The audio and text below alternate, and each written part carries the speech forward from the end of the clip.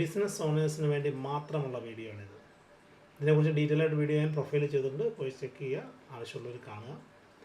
നിങ്ങളുടെ business digital marketing വഴി നിങ്ങൾ പ്രൊമോട്ട് ചെയ്യുന്നുണ്ടെങ്കിൽ നിങ്ങൾ ആദ്യം ചെയ്യേണ്ടത് പെർഫെക്റ്റ് ആയിട്ട് ട്രാക്കിംഗ് ഇംപ്ലിമെൻറ്റഡ് ആണ് എന്ന് മേക്ക് ഷുവർ ചെയ്യണം. ഡിജിറ്റൽ മാർക്കറ്റിങ്ങിൻ്റെ ഏറ്റവും കോർ ഇമ്പോർട്ടൻ്റ് സാധനം എന്ന് പറഞ്ഞാൽ ഇതാണ് ട്രാക്കിംഗ്. ഈ ട്രാക്കിംഗ് സെറ്റ് ചെയ്യാണ്ടാണ് ഒരു 70-80% ആളുകളും, ട്രാക്കിംഗ് എന്ന് വെച്ചാൽ പക്ക ട്രാക്കിംഗ് ആണ് പറയുന്നത്, എന്തെങ്കിലും ട്രാക്കിംഗ് അല്ല, ഫുള്ളി ട്രാക്കിംഗ് സെറ്റപ്പ് ചെയ്യാണ്ടാണ് പലരും മാർക്കറ്റിംഗ് ചെയ്യുന്നത്. അതുകൊണ്ട് തന്നെ പലർക്കും ഡിജിറ്റൽ മാർക്കറ്റിങ്ങിൻ്റെ റിസൾട്ടിനെ കുറിച്ച് കൺസേൺസ് ആണ്. കാരണം എല്ലാ ബിസിനസ്സിനും എല്ലാ ചാനൽസും വർക്കൗട്ട് ആകില്ല.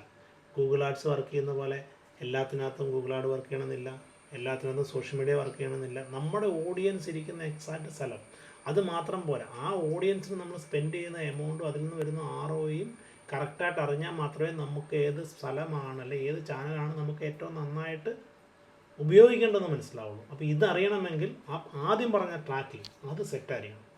അപ്പോൾ ഡിജിറ്റൽ മാർക്കറ്റിംഗ് വഴി ബിസിനസ് ചെയ്യുന്ന ആരാണെങ്കിലും, എൻ്റെ വീഡിയോ കാണുന്ന ആരാണെങ്കിലും, നിങ്ങൾ ആദ്യം തന്നെ ഫസ്റ്റ് പ്രോഗ്രാമായിട്ട് ഇതിൻ്റെ ട്രാക്കിംഗ് സെറ്റ് ചെയ്തിട്ടുണ്ടോ ഇല്ലെന്ന് ഉറപ്പ് വരുത്തുക.